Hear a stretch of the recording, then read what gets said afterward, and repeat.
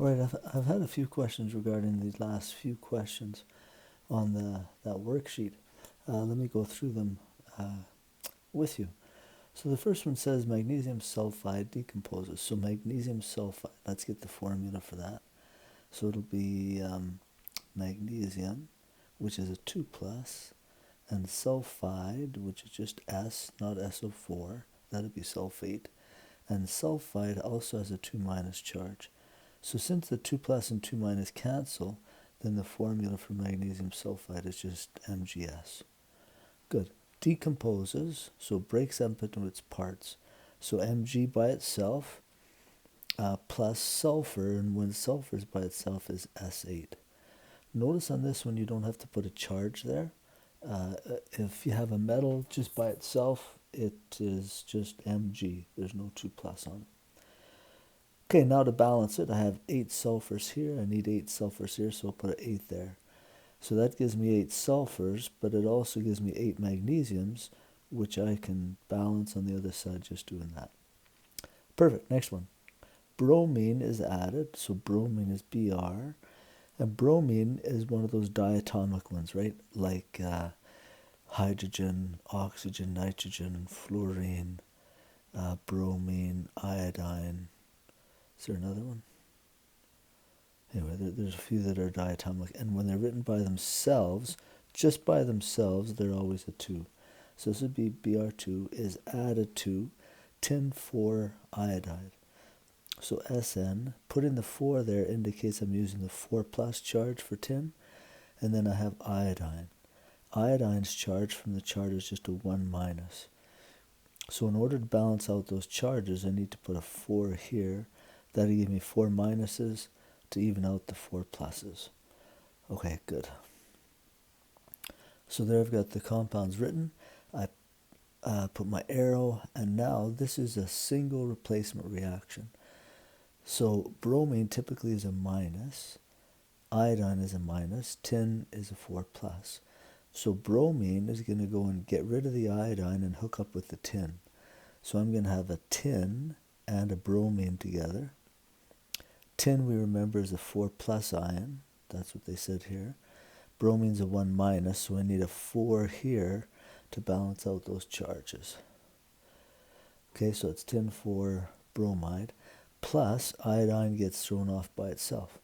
And notice I don't write I4 here. When iodine's by itself, it's always a diatomic, so you always put a 2 there. If iodine's by itself. Okay, now to balance things. I have 4 iodines here, so if I put a 2 there, that gives me 4. I have 4 bromines here, so if I put a 2 there, there's 4 bromines. I have 1 tin, 1 tin. All is good. Let me get rid of these charges. There. All right, next question. Sulfuric acid, so H2SO4, reacts with potassium oxide or hydroxide. Okay, potassium's a 1 plus, hydroxide's a 1 minus, so they're even, so they balance out. I don't need to put any numbers underneath there. Arrow.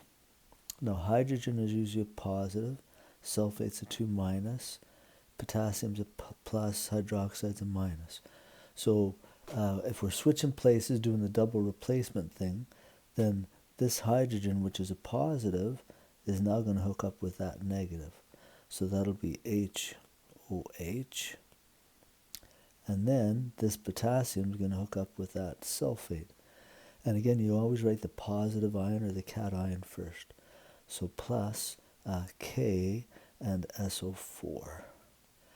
Now let me just make sure I have my formulas right. Hydrogen's a 1 plus, hydroxide's a 1 minus, so they're even, so they're good.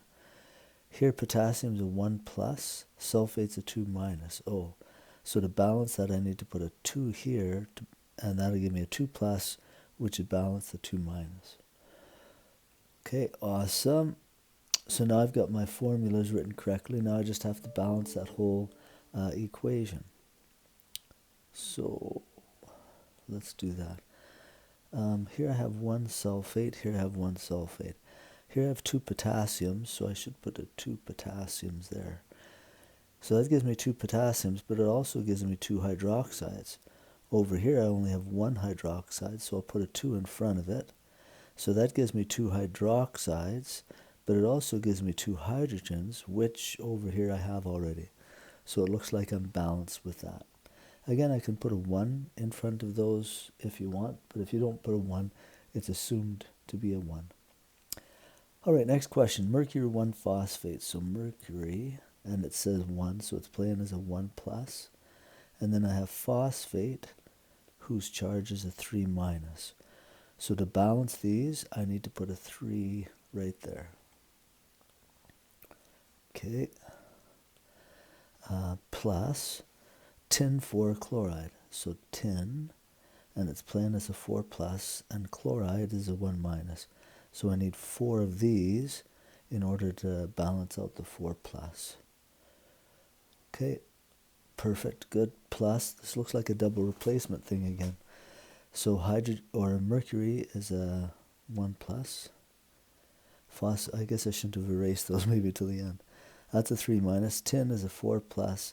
Chloride's a minus. So this plus here is going to go with the minus on the other side. So I'll have a mercury, which is a 1 plus, and chlorine, which is a 1 minus. So they're even Steven, so that formula is correct. Whoops, I shouldn't have put a plus there. This should be an arrow. Okay, plus, now the tin is going to go with the phosphate. So it'll be a tin, and that's 4 plus, going with a phosphate, which is a 3 minus. Ooh, 4 and 3, I'm going to have to go to 12. So I need to have 3 of these tins, because that'll give me a 12 plus.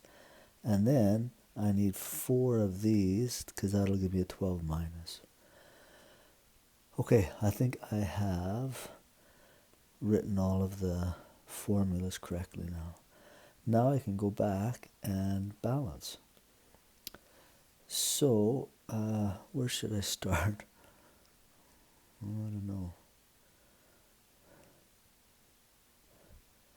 Well, maybe here, like I have 4 phosphates, and here I only have 1 phosphate. So let's put a 4 in front of that. And now it's just sort of like a domino thing. So now if I have 4 phosphates, which balances those out, now I've got 12 mercuries. So that I'm going to need to put a 12, 12 right here. That'll give me 12 mercuries. But it also gives me 12 chlorines. So over here, I already have 4 here, so to get 12, I need to put a 3 there, because 3 times 4 is 12. That gives me 12 chlorines, but now that gives me 3 tins, which I have already. Done. Excellent. Last one, salt decomposes. So salt is NaCl, and it's going to decompose, so it'll decompose to its elements, one of which is sodium, plus the other one will be chlorine. Chlorine is one of those diatomics, so I have to put a 2 there. Sodium is just by itself, so you just write it as sodium. To balance, I have 2 chlorines here, only 1 there, so let's put a 2 in front of there. That'll give me 2 chlorines, but it also gives me 2 sodiums, which I can balance by putting the 2 there. Done. All right, hopefully that helps you with those last few questions.